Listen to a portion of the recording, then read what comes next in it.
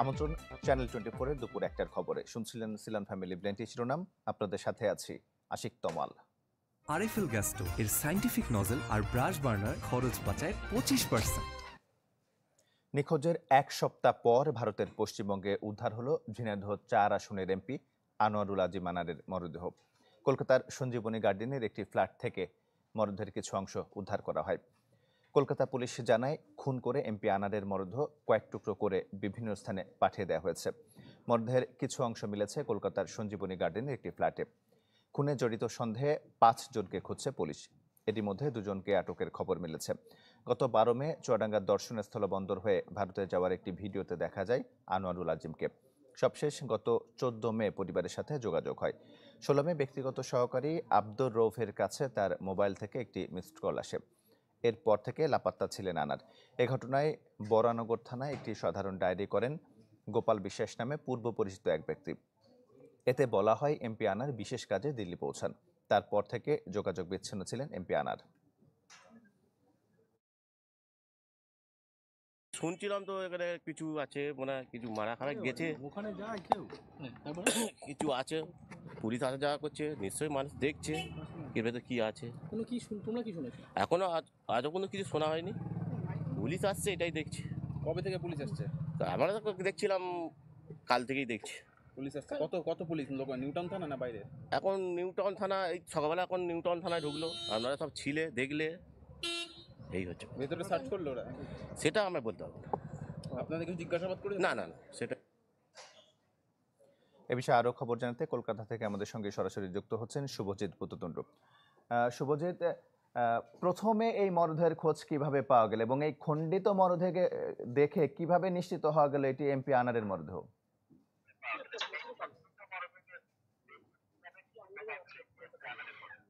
দেখুন, প্রথমে বলে রাখি যে Barrackpore police commissionerate, New Town police commissionerate অর্থাৎ যেখানে এই হত্যাকাণ্ড ঘটেছে, তার সঙ্গে বাংলাদেশ পুলিশ তারা কিন্তু যৌথভাবে তদন্ত চালিয়েছে এবং এর সাথে কিন্তু এসটিএফ বড় ধরনের ভূমিকা পালন করেছে। একেবারে তাদের যে জেরা, সেই জেরায় প্রথম কথা এই বিল্ডিং এর কথা উঠে আসে। তারপরেই কিন্তু যখন এই বিল্ডিং এর তল্লাশি চালানো হয় তখন চাপচাক রক্তের দাগ উদ্ধার হয়। এরপরে যেটা গোয়েন্দা সূত্রের খবর, গোয়েন্দারা দীর্ঘ জিজ্ঞাসাবাদ করেছে এবং বাংলাদেশ পুলিশ হয়তো কিছুক্ষণের মধ্যে সংবাদ সম্মেলন করবে, আপনারা জানতে পারবেন আরো বাংলাদেশ থেকে ভালোভাবে, যে সেখানেই কিন্তু মূলত জিজ্ঞাসাবাদে উঠে আসে যে ট্রলি করে, অর্থাৎ কোচিং এর পর, হত্যাকাণ্ডের পর কোচিং করা হয় এবং তারপরে ট্রলি করে সেই দেহ কিন্তু পাচার করা হয়েছে। বাংলাদেশ পুলিশই কিন্তু মূলত যে গোটা ঘটনার যে রহস্যের জট, সেটা কিন্তু বাংলাদেশ পুলিশ খুলেছে। মাঝখানে যে 3 থেকে 4 দিন এখানে ব্যারাকপুর পুলিশ কমিশনারেট পেয়েছে বা নিউটাউন পুলিশ কমিশনারেট পেয়েছে, সবটাই কিন্তু তারা কিন্তু টাইম ওয়েস্ট ছাড়া অন্য কোনো কাজে কিন্তু তাদের লাগেনি। দীর্ঘদিন ধরে, অর্থাৎ তারা প্রায় 3 থেকে 4 দিন যে তদন্ত প্রক্রিয়া চালিয়ে যাওয়ার যে সময় পেয়েছে, তারা যে 6 জন অপরাধীর কথা বলা হচ্ছে, তার মধ্যে একজন নারী রয়েছে, যে গ্রেপ্তার হয়েছে 2 জন বাংলাদেশে, তার মধ্যে একজন নারী রয়েছে। সেই নারী ঘটিত কোনো ঘটনা এখানে রয়েছে কিনা সেটার বিষয়েও কিন্তু একটা তদন্ত প্রক্রিয়া চলছে। কারণ বাংলাদেশি যে নারী, সেও বাংলাদেশ থেকে কেন ভারতে আসবে এবং তার সাথে এমপির সাথে তার কি সম্পর্ক, সেটা নিয়েও কিন্তু একটা প্রশ্ন উঠছে। এই যে জটিল যে জট, সেই জট কিন্তু বাংলাদেশ পুলিশ মূলত খোলার ক্ষেত্রে সবচেয়ে বেশি ভূমিকা পালন করেছে। কলকাতার পুলিশ এই দীর্ঘ সময় যে 3 থেকে 4 দিন তারা হাতে সময় পেল, তারা কি করলো, সময়টা কেন তারা অপচয় করলো, সেটা নিয়ে একটা প্রশ্ন চলছে। কারণ এমপি খুন হয়েছে ঠিক কদিন আগে, সেটা নিয়ে কিন্তু এখনো পর্যন্ত একটা জটিলতা রয়েছে যে ঠিক কদিন আগে খুন হয়েছে। কেউ বলছে যেদিন তিনি নিখোঁজ হয়েছে সেদিনই খুন হয়েছে, কেউ বলছে বা তার একদিন আগে বা তারপরে খুন হয়েছে। তা মাঝখানে যে 4 দিন, এই 4টা দিন কিন্তু অত্যন্ত গুরুত্বপূর্ণ হতে পারত এই রহস্যের সমাধানের জন্য। এই কলকাতা পুলিশের ভূমিকা এখানে কিন্তু প্রশ্নবিদ্ধ, ব্যারাকপুর পুলিশ কমিশনের ভূমিকা প্রশ্নবিদ্ধ, এসটিএফ এর ভূমিকা প্রশ্নবিদ্ধ। বাংলাদেশ পুলিশ যেভাবে তদন্ত চালিয়েছে, যে হয়তো কিছুক্ষণ পরে সংবাদ সম্মেলনে গোটা ঘটনা হয়তো সেখানে সামনে আসবে। পাশাপাশি আরেকটা কথা বলে রাখা দরকার, ইতিমধ্যে ফরেনসিকের কিছু টিম ঢুকেছে, সেন্ট্রাল আইবির কিছু টিম ঢুকেছে, তারা কিন্তু তাদের মতো করে নিজেদের তদন্ত প্রক্রিয়া তারা চালাচ্ছে। কেন্দ্রের কাছে কিন্তু, অর্থাৎ যে রিপোর্ট, সেটা কিন্তু গতকালই প্রায় তাদের কাছে যে আবছা আভাস যে সাংসদ খুন হতে পারে, সেই আবছা আভাস কিন্তু গতকালই কেন্দ্রের তরফে বাংলাদেশকে জানিয়ে দেওয়া হয়েছিল। এবং তার যে আজকে তার যে পুষ্টিকর, অর্থাৎ একেবারে কনফার্মেশন, সেটা কিন্তু আজকে এক প্রকার দিয়ে দেওয়া হয়েছে। 2 জন এখনো পর্যন্ত গ্রেপ্তার হয়েছে, সেই 2 জনের মধ্যে যে নারী রয়েছে, সেই নারী কিন্তু একেবারে প্রত্যক্ষদর্শী, একেবারে এই ঘটনায় বলা হচ্ছে। রহস্যের জট, অর্থাৎ গোটা ঘটনায় কিন্তু রহস্য আবৃত। ঠিক কেন খুন হলেন, তিনি কি নারী ঘটিত কারণে খুন হয়েছেন, না তার পিছনে গোল্ড স্মাগলিং এর ঘটনা ছিল, মাঝখানে একটা 200 কোটি টাকার প্রজেক্টের ঘটনা উঠে আসছে বাংলাদেশের, ঠিক কারণটা কি, মোটিভটা কি, সেটা জানতে কিন্তু বেশ কিছুটা সময় লাগবে। পুলিশ তদন্ত চালাচ্ছে, ফরেনসিক তদন্ত চালাচ্ছে। হচ্ছে। ফরেনসিকের মাধ্যমে যে ব্লাড স্যাম্পল বা যেগুলো পাওয়া যাচ্ছে সেগুলো কিন্তু কালেক্ট করার চেষ্টা চলছে। মোটামুটি ৬ জনের কথা এখনো পর্যন্ত সামনে আসছে। তার মধ্যে কিন্তু ৫ জনই বাংলাদেশে পালিয়েছে। ফলে তদন্ত প্রক্রিয়ার একটা বড় অংশ কিন্তু এই মুহূর্তে বাংলাদেশে, জিজ্ঞাসাবাদের একটা বড় অংশ বাংলাদেশে। তার মধ্যে যদিও বলা হচ্ছে আবার একজন বাংলাদেশ থেকে তৃতীয় কোনো দেশে পালিয়ে গিয়েছে। ফলে ভারতে যে একজন রয়ে গিয়েছে তাকে এই মুহূর্তে খুঁজে বার করা, ফ্ল্যাট ওনার যে রয়েছে তার থেকে কে ভাড়া নিয়েছে, সেই বাংলাদেশী ব্যক্তি যিনি এখানে ফ্ল্যাটটা ভাড়া নিয়েছিলেন, তার এখন বর্তমানে অবস্থান কোথায় সেগুলোও যে শনাক্তকরণ, সেটাও কিন্তু একটা বড় ধরনের প্রক্রিয়া। সেই প্রক্রিয়ার মধ্যে দিয়ে কিন্তু পুলিশ যাচ্ছে। তবে তদন্ত প্রক্রিয়া, যেটা বারবার বলছি, কলকাতার যে তদন্ত প্রক্রিয়া সেটা কিন্তু অত্যন্ত ধীর, এবং যার ফলে এই ঘটনা যেটা খুব তাড়াতাড়ি শর্ট আউট হওয়ার কথা ছিল, কারণ বরানগর যেখান থেকে এই ঘটনা, সেদিন কিন্তু প্রথমেই যে ট্যাক্সি ড্রাইভারকে খুঁজে পাওয়া গিয়েছিল, যে গাড়ি উদ্ধার করা হয়েছিল, সেই গাড়ির ড্রাইভারই কিন্তু প্রথম বলে দিয়েছিল যে তাকে নিউ টাউনে ড্রপ করা হয়েছিল। নিউ টাউনে পারফেক্ট অ্যাড্রেসটাও তিনি বলে দিয়েছিলেন যে কোথায় ড্রপ করা হয়েছিল। তারপরেও পুলিশ কেন খুঁজে পেল না, সেটা একটা প্রশ্ন উঠছে। ড্রাইভারকে কতটুকু ইন্টারোগেশন করা হয়েছে মাঝখানে, তিনি যে গোপাল বিশ্বাসের বাড়িতে ছিলেন, গোপাল বিশ্বাস কিন্তু একেবারেই তার বাড়ি থেকে সিসিটিভি ফুটেজ রিকভারি করা হয়েছে, তাকে একা বেরোতে দেখা গিয়েছে, বা গেদে দর্শনা বর্ডার থেকে যখন তিনি এসেছিলেন সেখানেও কিন্তু তাকে একা বেরোতে দেখা গিয়েছে। কিন্তু একটা জিনিস কিন্তু গত ৩ দিন আগেই পরিষ্কার হয়ে গেছিল, তিনি একা বাংলাদেশ থেকে এলেও তিনি একা ছিলেন না, তার সাথে অন্তত আরো ২ জন ছিলেন, যে ২ জন খুব তাড়াতাড়ি বাংলাদেশ ফিরে গিয়েছিলেন। অর্থাৎ তিনি ১৩ বা ১৪ তারিখের মধ্যে সেই ২ জন বাংলাদেশে ফিরে গিয়েছিলেন। পরবর্তীকালে কিন্তু জানা গিয়েছে সব মিলিয়ে প্রায় ৬ জন এই হত্যাকাণ্ডের সাথে যুক্ত ছিল, এবং ৬ জনই এখানে ছিলেন, ৬ জনই বাংলাদেশী। এবং এটা একটা বিরল ঘটনা, এবং যদি হত্যাকাণ্ডের যে ঘটনা এখনো পর্যন্ত সামনে আসছে সেটা কিন্তু বিরল, অনেকটাই বিরল বলা যায়। তমাল। শুভজিৎ, আপনাকে ধন্যবাদ। আমরা এখন এমপি আনারের নির্বাচনী এলাকা ঝিনাইদহ ৪ আসনের সে পরিবারে আছেন আমাদের সহকর্মী সাদ্দাম হোসেন। সাদ্দাম, আপনি জানাবেন যে আপনি তো সেখানে আছেন, তার আত্মীয় স্বজন এবং পরিবারের সদস্যরা এবং নেতাকর্মীরা যারা আছেন তারা কি বলছেন? তমাল, আপনি জানেন যে তিনবারের সংসদ সদস্য আনারুল আজিম আনার, তার মৃত্যুর সংবাদ এই কালীগঞ্জে পৌঁছানোর পরেই তার নেতাকর্মী এবং স্বজনদের মাঝে কিন্তু বেশ আহাজারি চলছে, এবং তার নেতাকর্মীরা তার বাড়ির যে সামনে কিন্তু ভিড় জমিয়েছেন, এবং হাজার হাজার নেতাকর্মীর ঢল কিন্তু এই তার বাড়ির সামনে এসেছে। তো আসলে তার পরিবারের সাথে এবং নেতাকর্মীদের সাথে কথা বলেছি, তারা যেটি বলছে যে কেন কি কারণে এই হত্যা হলো সেটা যেন পুলিশের পক্ষ থেকে খুব দ্রুত তদন্ত করে ব্যবস্থা করা হয়, এবং পরিবারের থেকে বলা হচ্ছে যেন তার লাশটা দ্রুত সময়ের মধ্যে, তার মরদেহ যেন বাংলাদেশে নিয়ে আসা হয়, এজন্য তারা সরকারের প্রতি দাবি জানিয়েছেন। আর এখানকার পুলিশের সাথে কথা বলেছি, তারা বলছেন যে আসলে এটি যদি হত্যা হয়ে থাকে তাহলে কারা এর সাথে জড়িত, বা বাংলাদেশের কেউ জড়িত আছে কিনা, ইন্ডিয়ান কারা জড়িত আছে, বাংলাদেশের গোয়েন্দা সংস্থা এবং ভারতীয় যে গোয়েন্দা সংস্থা আছে তারা কিন্তু কাজ করছে দ্রুত সময়ের মধ্যে, তারা কিন্তু এই কারা এর সাথে জড়িত আছে সে বিষয়ে কিন্তু তারা ব্যবস্থা গ্রহণ করবে বলে জানিয়েছেন। আর পরিবারের পক্ষ থেকে বলা হচ্ছে যে যখন থেকে এই সাংসদের সাথে যোগাযোগ বিচ্ছিন্ন ছিল তারপর থেকে তারা আইনের দ্বারস্থ হয়েছেন, এবং তারা বরাবরই কিন্তু তাকে খোঁজ মেলানোর জন্য চেষ্টা, মানে আগ্রহী করার জন্য প্রশাসনের কাছে গিয়েছেন। কিন্তু তারপরেও ৯ দিন পর কেন তার এই মরদেহ, খণ্ডিত মরদেহ উদ্ধার করালে, এটি নিয়েও কিন্তু তাদের বেশ প্রশ্ন রয়েছে। তাই পরিবার এবং নেতাকর্মীরা তারা কিন্তু বলছেন যে এই ঘটনার সাথে যারা জড়িত, কেন হত্যা হলো, কি কারণে হলো, কি জন্য হলো, সব কিছু দ্রুত সময়ের মধ্যে বের করে আইনের আওতায়, দোষীদের আইনের আওতায় নিয়ে এসে শাস্তির দাবি জানিয়েছেন, এবং পরিবার এবং নেতাকর্মীদের জোর দাবি দ্রুত সময়ের মধ্যে এই মরদেহ বাংলাদেশে নিয়ে আসার জন্য তারা দাবি জানিয়েছে সরকার প্রধানের কাছে। তো তমাল, আসলে এই কালীগঞ্জ জুড়েই কিন্তু একটি শোকের মাতম চলছে। তো এই ছিল এখানকার সর্বশেষ খবরাখবর। সাদ্দাম, আপনাকে ধন্যবাদ। কলকাতা থেকে শুভজিৎ পতুতুন্ডি এবং ঝিনাইদহ থেকে সাদ্দাম হোসেন আমাদের সাথে যুক্ত হয়েছিলেন। ঝিনাইদহ ৪ আসনের এমপি আনোয়ারুল আজিম খুনের বিস্তারিত তথ্য সংগ্রহ করা হচ্ছে। ভারতীয় পুলিশের এক কর্মকর্তার কাছে হত্যার খবর জেনেছে বাংলাদেশ পুলিশ। টেলিফোনে চ্যানেল 24-কে এসব বলেছেন স্বরাষ্ট্রমন্ত্রী আসাদুজ্জামান খান কামাল। আর রাজধানীর বাড্ডা বৌদ্ধবিহার পরিদর্শনে গিয়ে পুলিশ মহাপরিদর্শক চৌধুরী আবদুল্লাহ আল মামুন বলেছেন, হত্যার কারণ উদ্ঘাটনে চেষ্টা চলছে। সার্বক্ষণিক যোগাযোগ রাখা হচ্ছে পশ্চিমবঙ্গ পুলিশের সাথে।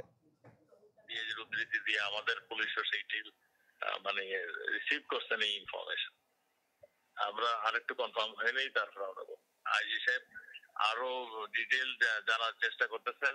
ভারতীয় কর্তৃপক্ষের সাথে সেটা আমরা এখনো তারা আমাদেরকে নিশ্চিত করেন নাই। যখন নিশ্চিত করবেন আমরা আপনাদেরকে জানাবো। আমরা তাদের সাথে তারা যে সহায়তা চাচ্ছে সেই সহায়তা আমরা প্রদান করছি। আওয়ামী লীগের একজন সংসদ সদস্য নিখোঁজ হয়ে গেলেন, কিন্তু সরকার ও তাদের বন্ধুরাষ্ট্র কিছুই করতে পারল না। রাজধানীর নয়াপল্টনে যৌথ সভা শেষে সংবাদ সম্মেলনে এই মন্তব্য করেছেন বিএনপি মহাসচিব মির্জা ফখরুল ইসলাম আলমগীর। তার মরদেহ উদ্ধারের সাথে দুর্নীতির কোনো সম্পৃক্ততা আছে কি না সেটি নিয়েও প্রশ্ন তোলেন তিনি। সাবেক সেনাপ্রধানের উপর মার্কিন নিষেধাজ্ঞা প্রসঙ্গে ফখরুল বলেন, র্যাবের নিষেধাজ্ঞা থেকে সরকারের শিক্ষা না নেয়া এদেশের জনগণের জন্য লজ্জার। অভিযোগ করেন, আওয়ামী লীগ জাতিকে ধ্বংসের দ্বার প্রান্তে নিয়ে গেছে।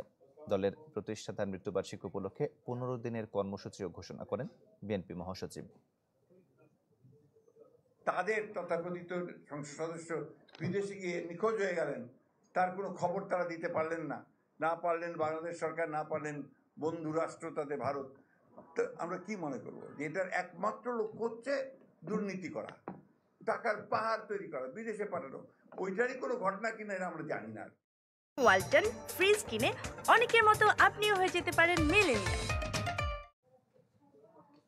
সন্ধ্যা নামলেই সাধারণের কাছে আতঙ্কের পথ হয়ে ওঠে ঢাকা চট্টগ্রাম মহাসড়ক। এর যাত্রাবাড়ি মাতুয়াইল ও রায়েরবাগ অংশে অস্ত্র ঠেকে প্রকাশ্যে চলে ছিনতাই। এ পথে চলাচলকারীদের অভিযোগ, সড়কবাতি না থাকায় অন্ধকারকে কাজে লাগায় ছিনতাইকারী চক্র। ঘটে দুর্ঘটনাও। সুলতান মাহমুদ আরিফের রিপোর্ট।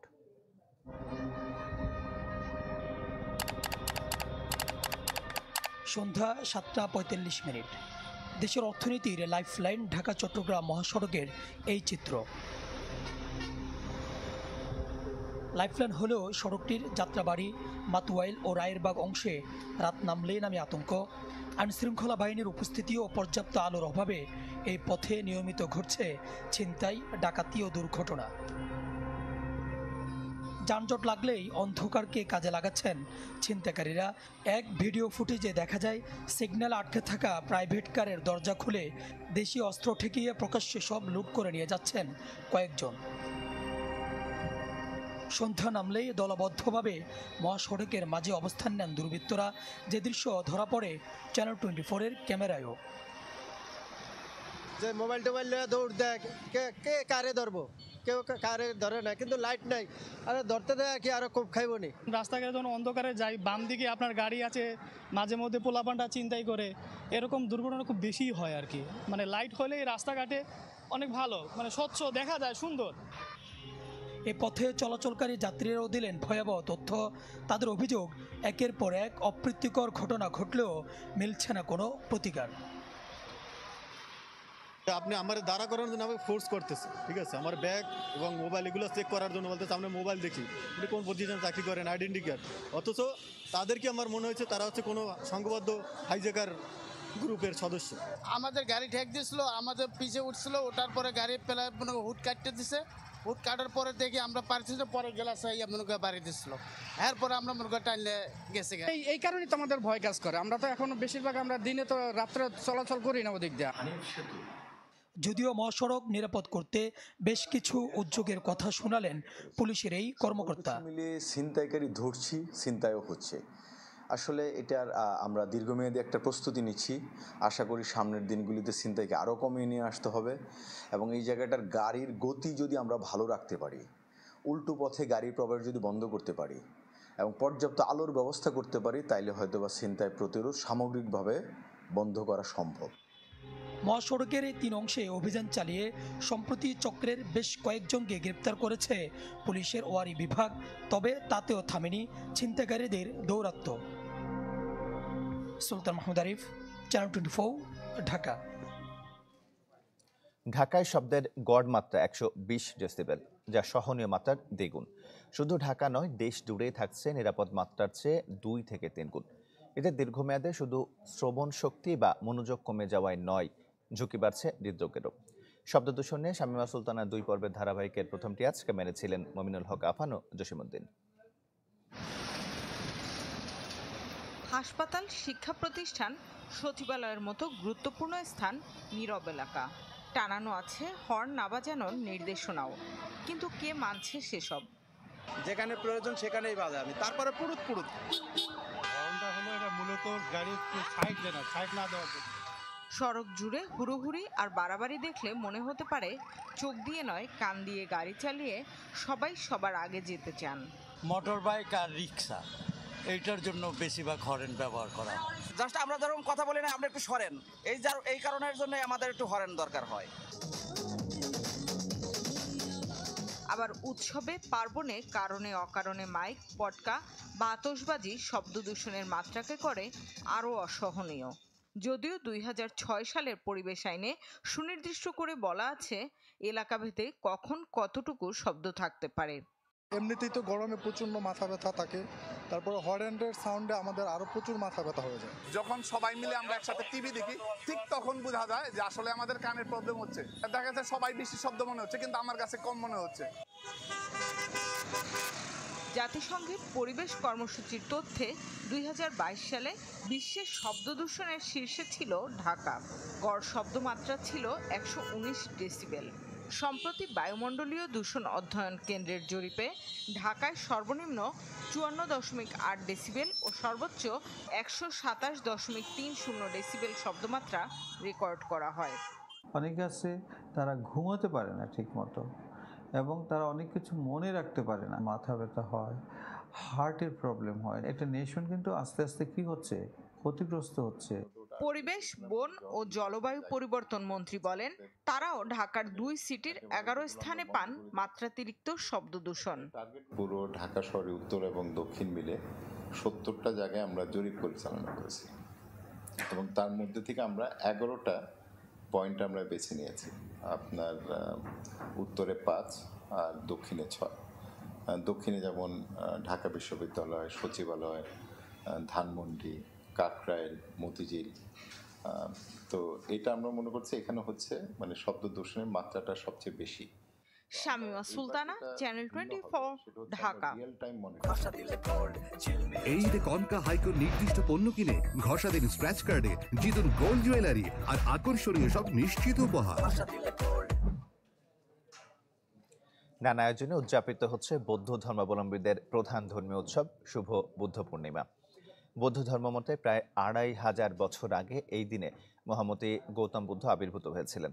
তার শুভ জন্ম, বোধিজ্ঞান ও মহাপরিনির্বাণ লাভ এই 3 স্মৃতিবিজড়িত বৈশাখী পূর্ণিমা বিশ্বের বৌদ্ধ সম্প্রদায়ের কাছে বুদ্ধ পূর্ণিমা নামে পরিচিত। রাজধানী সহ দেশ জুড়ে বৌদ্ধ বিহারগুলোতে বুদ্ধ পূজা, প্রদীপ প্রজ্বলন, শান্তি শোভাযাত্রা, ধর্মীয় আলোচনা সভা, সমবেত প্রার্থনা ও আলোচনা সভা অনুষ্ঠিত হচ্ছে। এছাড়া মানবজাতির শান্তি ও মঙ্গল কামনায় আয়োজন করা হয়েছে বিশেষ প্রার্থনার।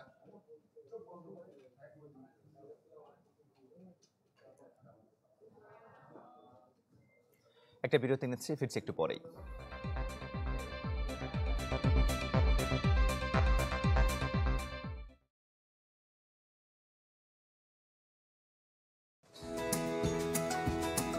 রামেন সসেজ ছাড়াও দক্ষিণ কোরিয়ার সাধারণ মুদি দোকানে এখন পাওয়া যাচ্ছে আরেকটি জনপ্রিয় আইটেম। খাবারের পাশাপাশি বিক্রির জন্য যেখানে রাখা হয়েছে সোনার বার ও কয়েন, আবার ভেন্ডিং মেশিনেও হট কেকের মতো বিক্রি হচ্ছে সোনার বার। গেল মাসের শুরু থেকে 0.1 গ্রাম থেকে 1.87 গ্রাম ওজনের সোনার বার বিক্রি হচ্ছে এই দোকানগুলোয়। সাধারণত ছোট আকৃতির হয়ে থাকে এই স্বর্ণের বারগুলো, যা অভিনন্দন বার্তা, জন্মদিনের শুভেচ্ছা কিংবা ব্যক্তিত্বের ধরন অনুযায়ী নকশা করা ডিজাইনে বিক্রি করা হয়। স্থানীয় সংবাদ মাধ্যমগুলো জানায় দেশটির সাধারণ জনগণের মাঝে বেড়েই চলেছে স্বর্ণের বার কেনার আগ্রহ। ফলে 1 গ্রামের বারগুলো দোকানে আসার 48 ঘন্টার মাঝেই বিক্রি হয়ে যাচ্ছে।